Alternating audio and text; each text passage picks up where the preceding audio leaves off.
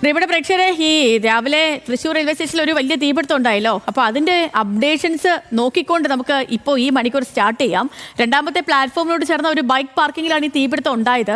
അപകടത്തിന്റെ പ്രഭവ കേന്ദ്രം കണ്ടെത്താൻ അന്വേഷണം ആരംഭിച്ചതായി റവന്യൂ മന്ത്രി കെ രാജൻ പറഞ്ഞു. തൃശ്ശൂർ സിറ്റി പോലീസിനോട് അടിയന്തരമായി റിപ്പോർട്ട് ആവശ്യപ്പെട്ടിട്ടുണ്ട് എന്നും മന്ത്രി വ്യക്തമാക്കി. അദ്ദേഹത്തിന്റെ വാക്കുകളിലേക്ക്.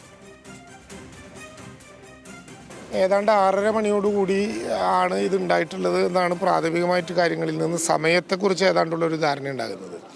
എന്തായാലും വളരെ ഗുരുതരമായിട്ടുള്ളൊരു പ്രശ്നമാണ്. അതുമായി ബന്ധപ്പെട്ട് നമുക്ക് അതിവേഗം നടത്താൻ കഴിഞ്ഞിട്ടുള്ള പ്രവർത്തനങ്ങൾ കൊണ്ട് വലിയൊരു സ്ഫോടനത്തിൽ നിന്ന് രക്ഷപ്പെട്ടു.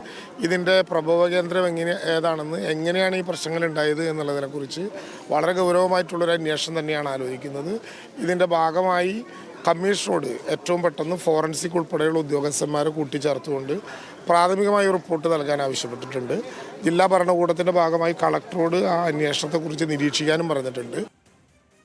ഓക്കെ, ലെവിൻ വിവരങ്ങളുമായിട്ട് തൃശ്ശൂരിൽ നിന്ന് ചേർത്തുണ്ട്. ലെവിനെ, ഒരു വലിയ തീപിടുത്തമാണ്. ആശ്വാസകരമായ കാര്യം എന്ന് വെച്ചാൽ കാഷ്വാലിറ്റീസ് ഒന്നും ഉണ്ടായിട്ടില്ല എന്നുള്ളത് മാത്രമാണ്. ഇപ്പോൾ മന്ത്രി പറയുന്നത് പോലെ തന്നെ നമുക്കൊക്കെയും അറിയേണ്ടത് ഇതിപ്പോൾ എങ്ങനെയാണ് ഈ ഒരു തീപിടുത്തം ഉണ്ടായത്, ഈ തീപിടുത്തത്തിൻ്റെ കാരണങ്ങളാണ്. സേതു, ആ കാരണങ്ങളിലേക്കുള്ള വിശദമായ അന്വേഷണം നടത്തേണ്ടതുണ്ട്. ഫോറൻസിക് വിദഗ്ധരടക്കം ഇവിടെ എത്തി പരിശോധനകൾ നടക്കാനിരിക്കുകയാണ്. ഏകദേശം 6:30 അപകടം ഉണ്ടായത് എന്നുള്ളതാണ് മന്ത്രി വ്യക്തമാക്കിയിരിക്കുന്നത്. 300-ലധികം ബൈക്കുകളാണ് കത്തി നശിച്ചിട്ടുള്ളത്. ഞാനിപ്പോൾ നിൽക്കുന്നത് തൃശ്ശൂർ റെയിൽവേ സ്റ്റേഷൻ്റെ സെക്കൻഡ് പ്ലാറ്റ്ഫോമിനടുത്താണ്. സെക്കൻഡ് പ്ലാറ്റ്ഫോമിന് അടുത്ത് റെയിൽവേ മതിൽക്കെട്ടിന് പുറത്ത് റെയിൽവേ കോമ്പൗണ്ടിലാണ് ഈ പാർക്കിംഗ് ഏരിയ ഉണ്ടായിരുന്നത്. അവിടെയാണ് വലിയ തോതിൽ തീപിടുത്തം ഉണ്ടായിട്ടുള്ളത്. 300-ലധികം ബൈക്കുകളും മറ്റും കത്തി നശിക്കുകയും ചെയ്തു. 5 യൂണിറ്റ് ഫയർഫോഴ്സ് ആണ് ഈ രക്ഷാപ്രവർത്തനങ്ങളും മറ്റും നടത്തിയത്. തീ അണയ്ക്കുന്നതിനായി 1 മണിക്കൂർ സമയം വേണ്ടി വന്നു. ഈ പ്രവർത്തനങ്ങൾക്ക് നേതൃത്വം നൽകിയ ഫയർഫോഴ്സ് ഓഫീസർ അനിൽകുമാർ നമ്മളോടൊപ്പം ചേരും. സാർ, ഇവിടെ എന്താണ് സംഭവിച്ചതെന്നുള്ളതാണ് പ്രാഥമിക അന്വേഷണത്തിൽ മനസ്സിലാക്കുന്നത്. നമുക്കൊരു മെസ്സേജ് ലഭിക്കുന്നത് 2 ബൈക്ക് കത്തുന്നു എന്നുള്ളൊരു മെസ്സേജാണ് നമുക്ക് ആദ്യം ലഭിക്കുന്നത്. അതിനെ ബേസ് ചെയ്ത് നമ്മൾ ഇവിടുന്ന് റെയിൽവേ സ്റ്റേഷനിൽ ഏതാണ്ട് നമുക്ക് 2 മിനിറ്റ് കൊണ്ട് തന്നെ ഇവിടെ എത്താൻ പറ്റുന്നതാണ്. പക്ഷെ നമ്മളിവിടെ വരുമ്പോഴത്തേക്ക് ഒരു ലൈൻ മൊത്തം ഈ സൈഡ് ആ സൈഡും കത്തുന്ന ഒരു രീതിയാണ് നമ്മൾ പെട്ടെന്ന് കണ്ടത്. കാരണം വണ്ടിയുടെ തിക്കി നിറച്ചതും പിന്നെ ഈ റെക്സിനൊക്കെ ആയിരിക്കും പെട്ടെന്ന് കത്തിയതെന്നാണ് തീരുമാനിക്കുന്നത്. നമ്മൾ വരുമ്പോൾ നല്ല ഫയറാണ്, 2 സൈഡിലും നല്ല ഫയറാണ്. അപ്പോൾ നമ്മൾ പെട്ടെന്ന് തന്നെ റെയിൽവേ അധികൃതരോട് എത്തി.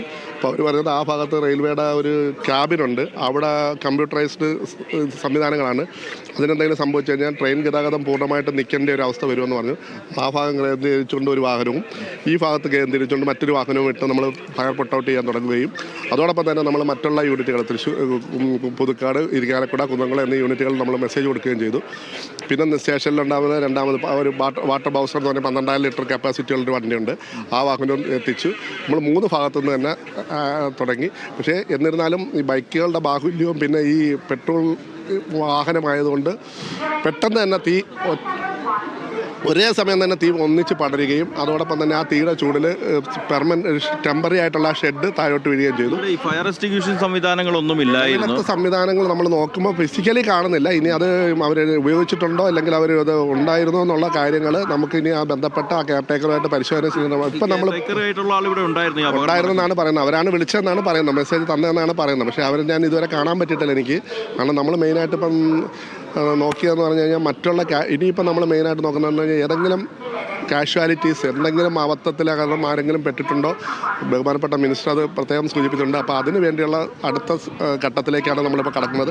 അത് കിടക്കണമെങ്കിൽ JCB, ഹിറ്റാച്ചി പോലുള്ള എന്തെങ്കിലും സ്ഥാനങ്ങൾ ആവശ്യമാണ്.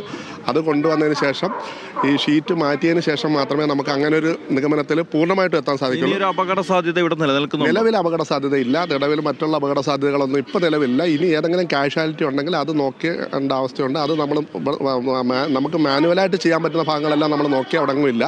ഇനി ഷീറ്റ് മാക്സിമം താഴ്ന്നു കിടക്കുന്ന ഷീറ്റുകളുടെ അടുത്ത് നമുക്ക് പോകാനുള്ള ബുദ്ധിമുട്ടുണ്ട്.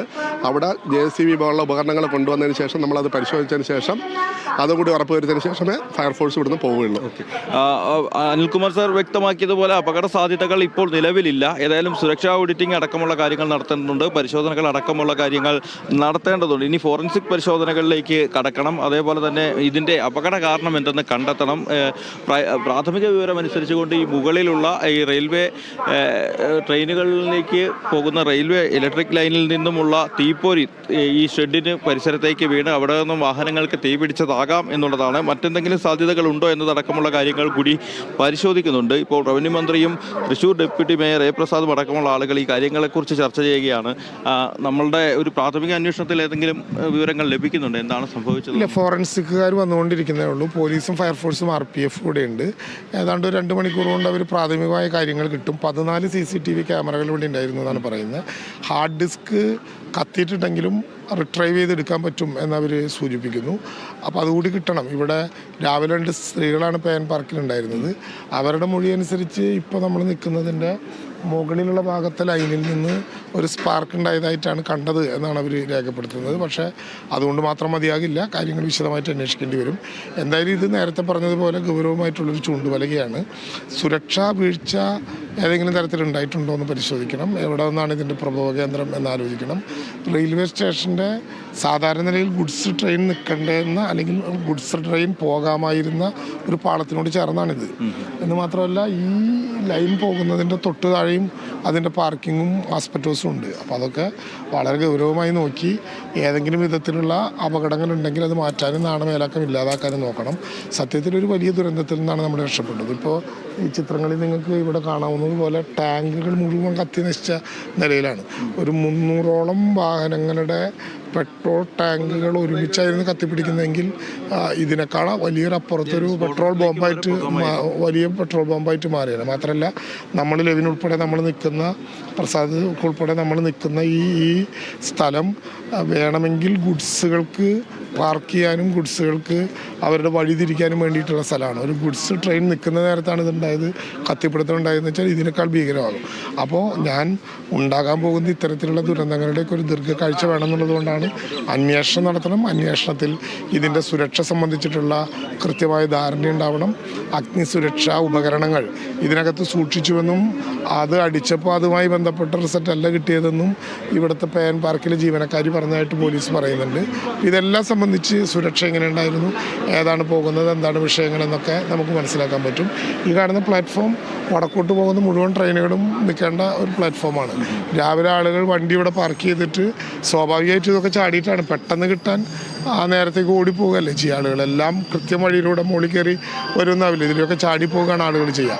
അപ്പോഴൊക്കെയാണ് ഇത് ഉണ്ടായിരുന്നെങ്കിൽ വളരെ ഗുരുതരമായേനെ. എന്തായാലും ഈ സൂചനകൾ വെച്ചുകൊണ്ട് ഇനിയുള്ള നടപടിക്രമങ്ങളിലേക്ക് പോവുക.